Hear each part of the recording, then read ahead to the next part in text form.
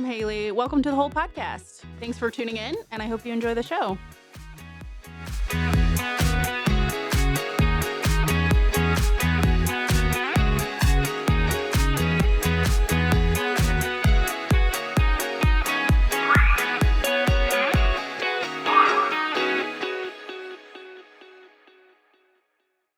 Hi, everyone. Thank you so much for joining us today. We are so excited for our people that we are interviewing today.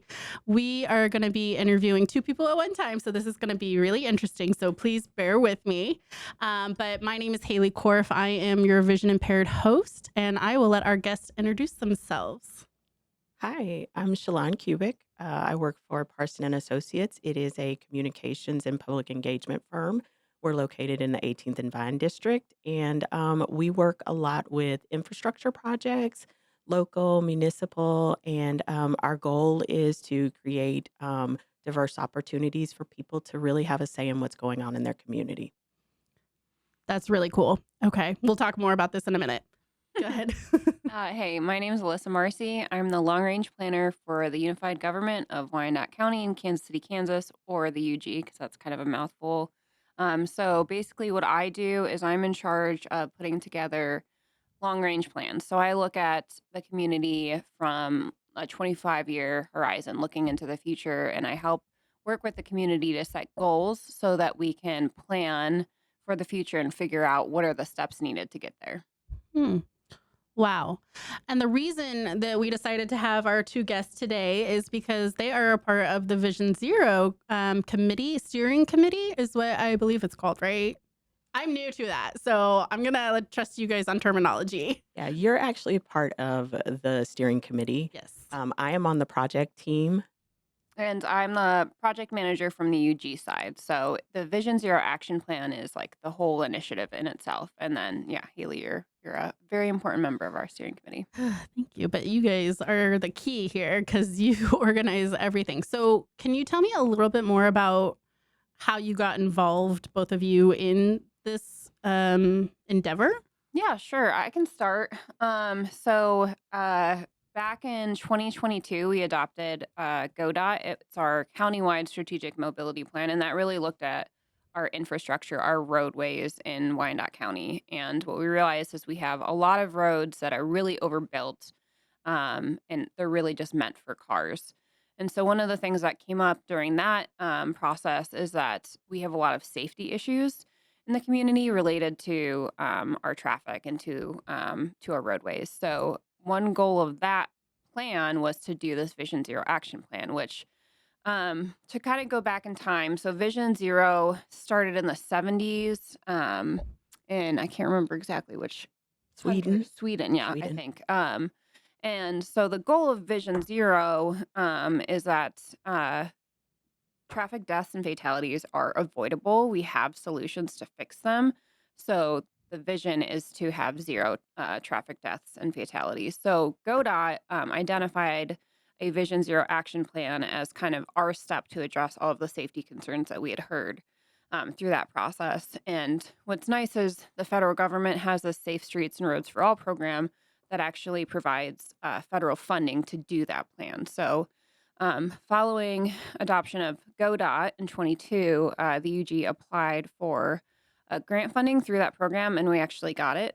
KDOT, our Kansas Department of Transportation agency, also put in money to cover the match. So the UG didn't have to put in a cent in order to have access to this funding to do this plan. So that's kind of where it comes from. And then I'll pass it to Schylon if you want to. Yeah, and my involvement came in during GODOT. So our firm was the public engagement firm on that project. I personally had the pleasure of leading that. And then when Vision Zero Action Plan came up, this was another opportunity for us to expand our engagement reach. Both were countywide, so we already had a lot of connections. And this was just another natural expansion of, that GODOT project into Vision Zero. Right. Okay. Wow. That is quite a history. And that's really amazing that you had so much feedback in order to kind of start creating these committees and these projects. Let me ask you this, because we do have, and I'm still learning about the committee and how it works, so bear with me. But how did you pick who was going to be on the committee? Because we have quite a few different vocational backgrounds on our committee. Yeah, I was hoping you were going to ask that question. Yeah. It was a really important part for us to figure out who we needed because transportation, whether you drive, walk, bike, take the bus, whatever it is, it affects everyone. And we really wanted to make sure that we brought a really diverse group of stakeholders into the room to help shape this plan. So it took I think, some back and forth, but we knew that we wanted to have important members of the unified government there, fire department, police, sheriff, folks that are seeing accidents happen. But we also knew that we needed outside members. So we pulled in all of the school districts. We knew we needed folks with different perspectives. That's where the whole person came in. Got MOXA, and I am going to blank on the acronym. Metropolitan Organization to Counter Sexual Assault. It is Yes. also a Yes. It is a mouthful, but mouthful, yes. yeah. Yes. Yeah, so we've got representatives from MOXA Health Department. I think there's one from UG Health. And then, of course, the partner municipalities. So Bonner Springs, Edwardsville, Lake Quivira. We've got representatives from their municipalities that are also part of the steering committee. And on our last meeting, just this week, oh gosh, it was this week. We had a judge sit in a little bit too, right? Did I misunderstand that? Yeah. And I can't remember her name. Judge Wickman. Perhaps we'll have to look that one up for Yeah. you. Yeah, don't but look at me. I got nothing. she actually reached out to us because she is part of the statewide steering committee Yes. for Drive to Zero, which is the statewide initiative that's doing the same thing. And she was so passionate about it that she wanted to be involved. So she reached out. That is great that people are hearing about this and understanding the importance of this, because we did a tour around Wyandotte County, if I understand it correctly, Yes. and we looked at the different crosswalk intersections that were most prevalent for accidents. Am I representing that correctly? Yeah, I believe some of the locations were definitely high crash locations. Mm-hmm. Others were examples of where improvements have already been made, some crosswalk improvements, some audible signals, Mhm. traffic signals, and that type of thing. So we looked at a little bit of everything. We looked at rural, we looked Mhm. at more urban, just to get a good understanding of what conditions are existing right now and maybe some improvements or ways that they are improved and the safety is improved. Right, you're right. And just walking through it, like actually walking through and making sure we're understanding what we're looking. I really appreciated that because you can talk about something on a map all day, but unless Mhm. I'm there, Yeah, it's not gonna click with me. yeah, So I really appreciated that. yeah. And Um, as a non-pedestrian, I'll say this. yeah. For me, I'm not a bike rider like Alyssa is. I do not, walk to and from quite a bit. And so being able to experience a lot of those intersections real time, traffic moving and, countdown and you think, "Oh, wait, I only have so many seconds," or Mhm. even not understanding how long you have to continue crossing the road. Way. Those were important lessons not only for, myself, but I would imagine everyone that was on that safety tour learned something. Mhm. I learned that there was that one street that I was like, "Let's walk, everyone," and you guys were all like, "No, we're No. not walking." I was like, "What?" No, no. That was not my proudest moment, but I learned. So, um, not yesterday, whatever day we met, I'm so sorry. It's Friday. Yeah. Um, we were talking about how we gathered information from the community on that map thing. Can you Mhm. guys share a little bit more about that for everyone to learn about? Because you're really Yeah. putting the pieces together for me too. Yeah, definitely. So, we had an interactive map of the county available online, and so folks could go in and drop a comment at, maybe an intersection where they've experienced something or some kind of traffic safety related concern. You could kind of categorize it by, I think it's bicycle concern, pedestrian concern. If there was a crash that you were in or saw, you could put the crash in.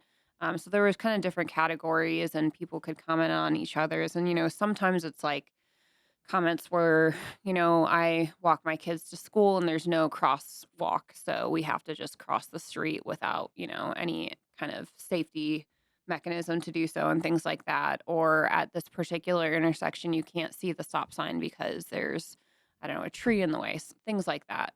So Yeah. And then just another extension of the online mapping tool, we were out in the community going to different events.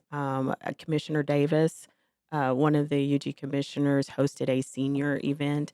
And so we were there and we had a lot of conversations with people who told us, oh, yeah, specifically at this location, there needs to be a crosswalk or people drive erratically. The speed limit is posted at 35 and we Mhm. know they're doing 55. So a combination of the mapping tool and those comments that we received just out and about in the community really helped to shape the results that you saw real time, sort of, as a committee. Yeah, no, those results were quite scary to look at, actually. When you see Mhm. it written down, Yeah. I was very surprised by that. And don't ask me to recall the numbers, guys, but the amount of crashes that are just happening is unbearable, Yeah. to Mhm. say it in Yeah. one way, I guess. Because I walk to work, and the main street that I cross right here, out here, whatever direction it is, um, it's pretty scary. So I am very thankful that something like this exists Mhm. and that I can share some of those concerns, because you can't change anything if you're just not going to say anything about it. So Yeah. I Yeah, and I think, like, something I wanna bring up too yeah. is I'm not from Kansas City originally, I'm from the East Coast, but I've lived in other major cities that have really robust public transportation systems, which obviously Kansas City does not have. And I think the other thing that I've noticed, and this is not something that's unique to Wyandotte either, is that this is a car culture. This is a car-centric transportation system we have, and I bike a lot. I also walk a lot, and a lot of people are aggressive towards pedestrians and towards people who are not in cars. Right? There's this like Mhm. interesting culture that exists that makes it really unsafe for us, but that's not fair, right? Everyone deserves to be able to get from point A to point B safely, and that's really the goal. Yeah.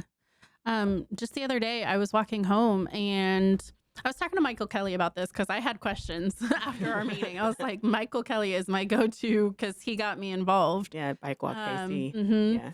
And the crosswalk that I walk to get home, there's been a couple times where the cars will come and they'll turn right into where I'm supposed to be walking while I'm walking. And so I'll be in Mhm. the middle of the street and this car is waiting to go and they're right next to me. And I'm just like, Yeah.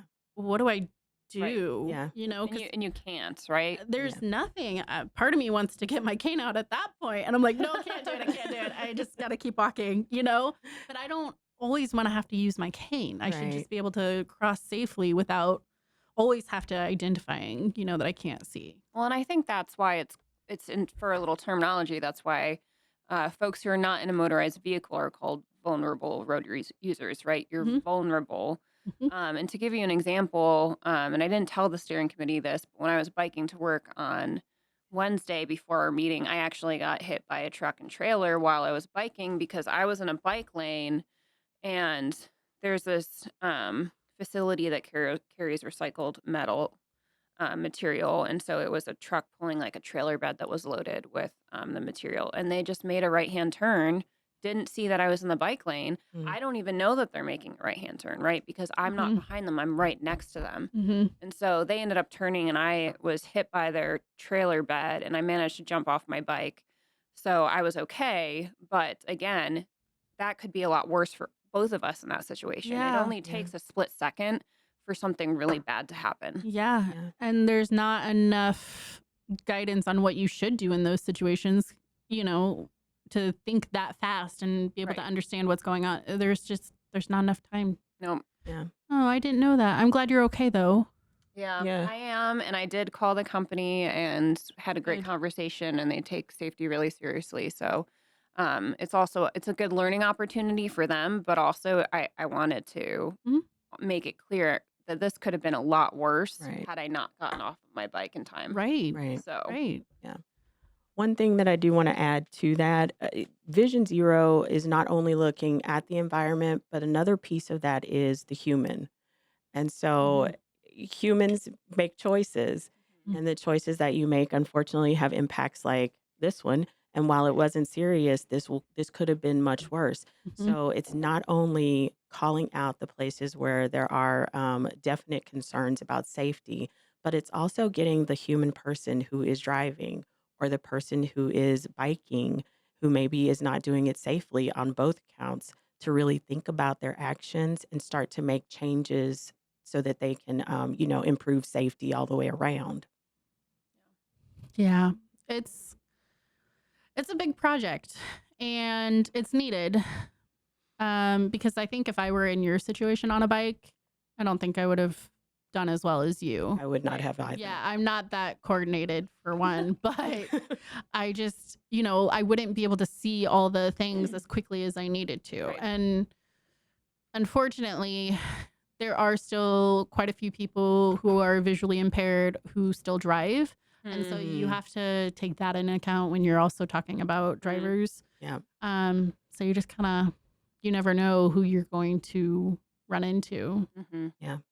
So interesting. Okay, I have some questions. Actually, I want you guys maybe to describe some of the things that would help prevent somebody from getting in an accident. We were talking about some of the safety things, not yesterday, whatever day. And guys, I'm not gonna get that right ever. It's all good. I don't even remember the day I either. don't It's even been a know. week. That was a long day. Yeah, it's been a week. Mm-hmm. um, we were talking about some of the things to help make it a little bit more safer for people who are driving, so that we vulnerable people can walk safely and all of that stuff. Do you want to elaborate a little bit more about that? So I am not an engineer, and I think a lot of those are on the engineer side. Okay. But I'll tell Okay. you the one that I know and that I'm really most familiar with because I'm out driving around, Yeah, yeah. roundabouts. Mm-hmm. Yes. Yeah. I So remember that. we talked about some different measures that could be put in place or some different built building changes or change the way the infrastructure is built to help slow things down. So a roundabout ideally slows someone down to 15, supposed to be 15. I won't tell you about my neighborhood, but it does decrease the severity of a crash if it were to occur in that loop because you are moving slower. Right. Mhm. Some of the more common ones from a pedestrian standpoint, and going back to the original um, kind of founding of Vision Zero, which really happened in Scandinavia, and you see it in a lot of European countries, is the idea is that you're supposed to remove the pedestrians from the right of way so that they're not level at grade with the cars. Because a lot of times, and that's why we have sidewalks, or that's why we're supposed to have sidewalks. Not all streets have sidewalks. We know that for sure in Wyandotte. Um, but the best possible solution for vulnerable road users is that they're not only removed from the right of way and not at grade, so above, but also that you have barriers. Maybe every sidewalk would have a row of trees in between the sidewalk and the street, right? So that and the sidewalk's extra wide, so you also have your cyclists up there, and they don't have to also be in conflict with cars. But a lot of these different types of solutions, the whole point is that they're supposed to help mitigate conflict. And some other ones that are common are mid-block crossings that have light like push buttons. So they call them hawk lights, or I forgot what the other one is. Beacon, is it? Rapid No, response beacon or I something think like that's what it that. is. Yeah. But essentially, the pedestrian can push the button when they need to cross the street, and it will stop the cars for them, Mhm. right? Rather than having to go all the way to the end of the block and be able, have to wait for the signal. Or another one that I really like is called a leading pedestrian interval. Yes. So Yes. that's right, where the pedestrian is allowed a few seconds, 5 seconds, to start crossing the street first before the light changes for the car. And that way Mhm. you're already out there in front of the cars. Yes, I was learning about that. That was one of my questions for Michael Kelly. And I asked him if that was the situation for the street that I crossed, because we've also interviewed him here. And so he knew the street I was talking about. Hmm.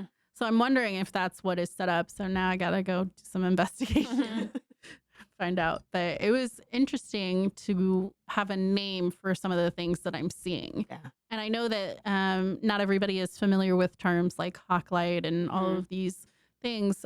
So I really appreciate you breaking it down and sharing, because I don't know Mhm. if I could explain what a hawklight is 100% yet. Yeah, totally. And So. of course, I have to have ridiculously long names, Right. but Right. Like, um, that makes no sense, but the name doesn't associate with anything I know. yeah, but So, there are really common solutions that everyone knows. Speed bumps, right? mhm. Speed bumps will slow people down.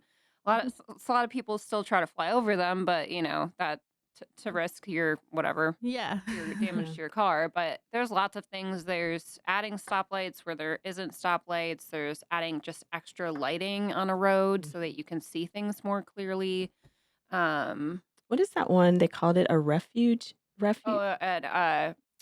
yeah, a refuge island. Yes. Yeah. So Right yeah, There in in the the center. center. Yeah. yep. Mhm. Which I have mixed feelings about personally. I am not sure about that either. I asked Michael about that too. Because I feel like you should just give people more time to cross the Right. street Right. I so agree. they don't Right. get stuck in the middle of it. But Yeah, because I could see a person standing on that and just waiting until it was safe, Yeah. if they weren't afforded their time. Hmm. so I think some safety solutions are better than others. I also think the reality is some are really expensive and others are, more inexpensive. So Yeah. it's when we finally get to the point of actually looking at countermeasures for different intersections and roadways, I think it's going to be, that's going to be part of the process of figuring out what we need to put there. Right. And so the funding that was received, is that the funding that's going to help build these different safety measures, or is that through Wyandotte County? How does that work? Yeah, sure. So the funding we have right now is just for the plan itself. However, what's good about what we're doing now is not only is it going to have a prioritized list of projects come out of it so that we have a plan to follow, but it also makes us eligible to get the implementation funding. So that program that I mentioned earlier, Safe Streets and Roads for All, requires us to adopt a Vision Zero action plan first, and that makes us eligible to then apply for the actual implementation funding. So that'll be one pot of funding that we'll go after for sure. It's not going to fund every single solution that we need. So from there, it's a matter of looking for other grant funds. We also, in our public works department, we have they have their own prioritized list of projects that they need to do, and they try to make a budget for those projects each year. So everything we do in Vision Zero will then feed into that list of theirs so Mhm. that we can start to bring the safety lens to all of those projects, and hopefully they move to the top of the list faster because of that. And we do have some public work employees on our committee, right? If I understand it correctly. Oh, yeah. It is technically like department led. Mhm. So we have, because as Schylon said earlier, we need engineers there. Yeah, I was gonna say, do we have engineers on this team? So they are there for sure. Sarah Schaefer is kind of Yes. the co-project manager with myself. So she's managing it from that aspect. Very cool. I met Sarah more on the tour, Yes. Yeah. and she actually knew how to help me the quickest. And she has worked with people who are vision impaired in the past, and so she knew when to step in and help me, but also knew when to just let me Yeah. frolic around and be weird, you know. So I really appreciated her input and her knowledge that she had. She is a wealth of knowledge. She sure Yeah. is. And she's really, really passionate about Vision Zero, Yes. and has worked in other communities too. So she's great. And she's definitely very much so behind this project and what it means for the community. That definitely came through when I first met her. I was like, wow, I do not know how she's handling all of this knowledge right Yeah. now. Because we had Yeah. on that bus. On the bus. Yeah, she was just Yeah. answering. I felt like we were on a tour. I was like, this is great. Yeah. So, what is your biggest fear about this project? Is that going to in the weeds? You can tell me to bugger I- off. You know, No, I don't. I think for me, if there is something about engagement, it's that there is someone who didn't know. And so we try to do a really good job of meeting people in different ways. At P&A, we always say that we meet people where they are. And so some people, younger people, may engage better on social media. Some of our older residents, like our seniors, we went to a senior sock hop event. Mhm. Oh my I goodness. love that.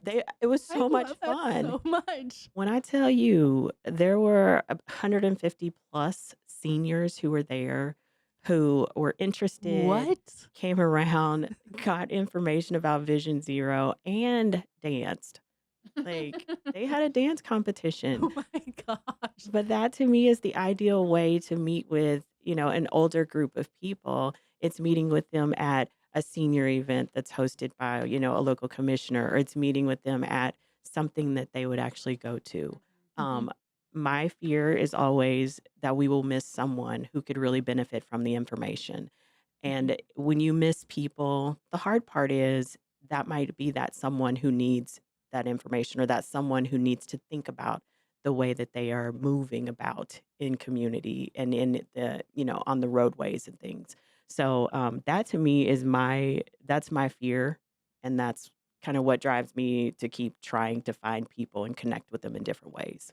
mhm, Yeah, I think for me, going off of that a little bit, one of the biggest challenges to something like this is challenging the current auto-centric car culture. Yes. mhm. I was in a community meeting, I think a month ago or so, presenting on Vision Zero, and someone just said, uh, "Tell Public Works to stop putting in bike lanes." And I had also shared one of my most recent before another bike accident I had been in due to a car. Before he even said that. So I think the thing Oof. that scares me is this is not only an education process, it's a values thing. And at the end of the day, Vision Zero is about saving lives, and we have to be able to value everyone's lives, no matter how they're getting from place to place. So I think that's going to be the biggest challenge. Yeah. I agree. I agree because it is not built for people who want to walk or ride their bike or scooters or whatever Yep. things we want to create to get from A to B that isn't a car. Yeah. It is going to be a uphill battle Yeah. for sure. Right. But it's needed. Hmm. It's needed. I think we just generally, even beyond Vision Zero, just need to figure out how to take care of each other as a community again. I think that's Absolutely. Mhm. really what's at the root of a lot of Yeah. this. I agree. And I feel like that's not as prevalent as it used to be. You hear about all these stories about communities watching out of, making sure their children are okay Yeah. playing outside Yeah. but now it's everybody lock your door and Yep. turn off your lights. People go And, inside. yeah. Don't worry And about what's going on out there. women have to carry, our safety stuff if we're biking and walking and running and It's a different space. we It's a need to different take world. care of Yeah. ourselves and our community. Yeah. Mm. I'm glad to be a part of this. I'm glad that you guys are leading this. You ladies. Let me say Yes, that. There you You go. Girl ladies. power. Yeah. Girl power. I love it. Yeah, Yeah. no, you guys are both, you ladies are both strong advocates. And I picked that up the first moment we met. And I really appreciated how strong that came through. Yeah. I think, from a project standpoint, we are so glad to have representatives from the whole person be a part of this, because this is for all road users. It doesn't really matter, disability level, whatever it is, all road users need to be considered in this. And so having you at the table, having your other representatives from the whole person at the table gives us that extra perspective to consider. So everyone in the room is thinking about different people who are using the roadways. And seeing like this is what it actually means Yep. to walk across the street when you can't see Yeah. if the cars are coming. Yeah. Yeah. Yeah, I can't tell you how many people in the steering committee after that tour we went on were like, I did not know Yes. about all of these challenges until you and Clark brought it up. Like that, I've heard it from so many people. Really? Yeah. Yeah. Yeah. Yeah, you were mentioning that, and I could feel my cheeks getting redder when you were telling me this earlier. I was like, "What?" Like, but yeah, no, you don't think about the things until you have to go through them. And honestly, I don't know if you guys know this part about my story, but I wasn't always vision impaired, so I didn't think about those things. Mm-hmm. Yeah. So, but now, Mm-hmm. 100%, yeah. Yeah. So I don't know. I don't know, guys. Would y'all be okay with us taking an ad break? Maybe get some water, restroom breaks, stuff like that? Would Absolutely. that be all right? Yeah. Cool. Okay, cool. Thank you, everyone. We will be back in just a moment. Living with a disability can feel isolating, but it doesn't have to. At The Whole Person, peer support groups bring people together who truly understand. The Whole Person provides a variety of peer support groups. Brain injury group, share experiences and navigate life after your injury. Mental health group, connect with others managing anxiety, depression, and other mental health challenges. DIY life skills, build confidence and skills for independence, designed for ages 18 to 24. In addition to these, we offer specific groups for spinal cord injuries, blindness and low vision, and deaf and hard of hearing. Whatever your journey, you're not alone. To find your group and attend our next meeting, please visit thewholeperson.org/peer support or call us at 816-561-0304. Peer support at The Whole Person. Real people, real connection. All right, everyone, we are back from our break. Thank you so much. We are going to ask a couple of questions from our list here that we haven't hit on yet. So we're going to ask a few questions if that's all right with you ladies, and then probably just wrap up for the day. Yeah. Okay. Okay, so I'm going to read this question, and if I mess up, you call me out on it, okay? Wait just a second. Yeah, I know. Get your glasses on. Okay, so for both of you, how do you ensure that the underserved neighborhoods are being, what's the word? Prioritize. Prioritized. I circled it and circled over my word. I'm so sorry. How are you understanding and ensuring that those communities are prioritized? Yeah. So when we do engagement, we try to make sure, again, diverse voices. Um, Sometimes those diverse voices happen to be underserved people. So we try to work really hard to identify it when we're doing things. A lot of times we'll do it by zip code, or Okay. we might do it by just a quick demographic question like, what age group are you in? For parks projects, that's really important for us if we're doing a park related project because you want that park to be able to reflect the youngest to the oldest user. And so it's important that we get that variation in ages so we get a clear understanding of what could be utilized most effectively. Um, I think for us, we just work really hard to reach people. It just comes down to that.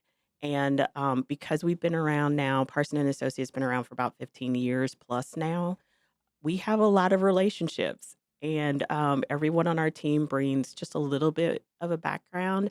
I bring a background from being a city council aide. So I was an aide to a city councilman, over, my gosh, I'm going to date myself, a couple decades ago. But, a couple decades ago. And so I was able to bring in a lot of connections that I already knew. So it just makes it a little bit easier to make sure that you're reaching as many people as you possibly can. Yeah, I'll add to that. What one thing that we really try to do in the planning department is meet people where they are. I think a lot of standard engagement can be the typical, oh, we're gonna have a meeting and we're gonna have the consultant show up and they're just gonna Yeah. ask people to show up, right? And that kind of works sometimes, but you're not gonna reach those people that you really need to reach. So what we do is we figure out what events are going on. Are there community meetings that in a neighborhood group that we can, ask if we can attend and share, and going to people rather than having to ask them to come to us, I think is a big part of that. It really is. One thing that we haven't mentioned that we did for Vision Zero is we just released a video. It is out on the Vision Zero webpage, and it is a really nicely made video. Haley, you were a star in it, so thank you Mm-hmm. for You're your welcome. time. Alyssa was also in it, and then we had a couple other representatives from safety services. I think it was what fire. We We had had one from fire fire, and and we then had a resident. a resident. Yeah. Yeah. So Mhm. from those different perspectives, people were able to share their story. So if you are a digitally, savvy person, go out and look at the video. Mm-hmm. The UG communications team has been amazing to work with. They made a video from our safety tour. And that's how a lot of people found out about this. We Mm-hmm. encountered a lady out at Christmas in July event just this past weekend, and she said, "Oh, wait, I heard about this. I think I saw the video or something when it came out." And I was like, "Yes." So, so it really is a little bit of everything. Like Alyssa said, it's about meeting people where they are. That might be electronically. It Mm-hmm. might be, we just happen to pop up in your space and in your place, and it works. Yeah. Finding the way to communicate with people though is more difficult than it sounds. I will acknowledge that. Yes. So And I will add one of the challenges we do have in Wyandotte County is we have so many different languages spoken. Yes. So all of our materials are bilingual, but that is only scratching the surface. We have 70 plus languages spoken in our public school system, which is oh. crazy. And so that is definitely a work in progress, Mhm. figuring out how to master something like that. But Yeah, we kind of juggle that a little bit, but if you go to the website, I believe the UG's website will translate, correct? it doesn't, I think it's The real text. 10 languages it will translate Okay. to. So, So, yeah. So we were really very careful to put real text out there that could be translated if someone goes to the website. We tried not to do a lot of PDFs and things like that because those are not able to be translated real time. So if you go to that website, we hope that we have the language out there that people can translate into so that they can get the information. That is so awesome. Yeah. And we can share that at the bottom of our screen for this podcast today, the link and Oh, that would be everything. great. yeah. That Yeah. way it just gets shared easier and people can just click on it. Yeah. So And if you're not following the UG's communications team, they make some really cool videos and updates Yeah. and stuff. So definitely tune in. yes, they do. Yeah. I agree. I agree. Well, I have one more question for you ladies. Can you tell me a little bit about a story that has really stuck out with you from the community that has kind of helped shape the project? Oh my goodness. I would go back to the senior event that I attended. Um, there were two ladies that were sitting at the table, seniors, of course, and I just pulled up a chair and sat down and talked to them. And they were very candid. One lady said, "I experienced a crash here at this location." Another lady said, "You know what? I walk my dog every day here and I see people speeding and stuff like that." And so those are real stories. And when you hear those real stories, those allow changes to happen. Those allowed things to be considered. So I think for me, it really is just about connecting with people and listening to them. I try to bring a listening ear wherever I go and not necessarily respond, but take it all in because there are a lot of wise people out here. There are a lot of people who care. And if you take the time to listen to them, I mean, the world could change. I mean, the sky's the limit on a lot of things. So Mm-hmm. that was probably most impactful for me. Mm. I don't mean to sound like a suck up, but I'm gonna say, having you on this steering Yes. committee has significantly, I think, See, changed so many people's you are opinions. sucking up. Nope. I'm Nope, not. I'm ditto. really not. I I second mean, that. I no, it's important even to hear from our engineers too, because otherwise they may never, hear Mhm. that if it weren't for you bringing it up. Same thing with Clark, having Clark there too, Yes, and a lot of the other folks on the steering committee. But I would say for GODOT, even we didn't have that perspective, we didn't. and I wish we had. But now, at least I know that this plan will be shaped really with with a whole new perspective that we can be added in to hopefully change these projects truly for everyone. Yeah, I think this is giving us definitely a more holistic approach, vision of what's going on, vision. But yeah, it's giving us a more holistic way of looking at the plan, and for that makes things so much better. Hmm. Well, I can tell you that Clark and I are very excited to be on this project with you ladies Yeah. because we don't always have a voice. We have the voice. We're just not always allowed to say it in areas that are respectful and all that. So really appreciate the opportunity to be able to share that and have people learn from some of our mistakes. Because I mean, you guys have seen me crossing streets. You know what mistakes I'm making. So Yeah. that's a different podcast. But no, we really do appreciate how kind everyone has been, and you ladies listen and don't judge us for being weird and saying, hey, this actually needs to be like a colored highlighter stick or something. You know what I mean? No, So, that's exactly what we needed. That's Yeah. exactly what we were looking for. well, glad to help, but it's really an honor to be on that committee. Yeah. So, well, if it's okay with you, I think we're going to go ahead and wrap up. I really appreciate the time you ladies have taken from your day today. And thank you for sharing more about the Vision Zero, because I think it needs to be discussed more and shared within our community. So if people have more questions, they can go to the website, right? And then if they need to, they can reach out to you two as well. Mm-hmm. Yeah, Okay. I know Alyssa's information is right there on the webpage Okay. for Vision Zero. Yeah. And I'm like a half a click away. I was like, I think you're pretty close to Alyssa on there. I was Yeah. researching it the other day. I was like, oh, Yeah. And so look for us at upcoming events. Yes. Like, yeah. that would be great. Yeah, and we'll have to have a presentation maybe here at the Whole Person so the community can learn a little bit That'd be more. Great. That'd Yeah, be okay? That absolutely. would be amazing. Okay, well, we'll work on that later, but Cool. thank you so much for your time. I really appreciate it. Thank Yeah, you. thank All right, thank you guys. See you next time. Hi, everyone. My name is Halley Korff. I am the vision impaired host for the Whole Podcast. If you want to like and subscribe, that would be most helpful. We would love it. We just want to get our information out to the community so we can provide support to anyone who needs it. If you want to take a look at our calendar, we do have that on our website. That will show all the peer support groups that we offer. You are more than welcome to give us a call too. We would be more than happy to answer any questions. But it is all listed on the calendar. Take a look at it, enjoy our new website, and thank you so much for tuning in.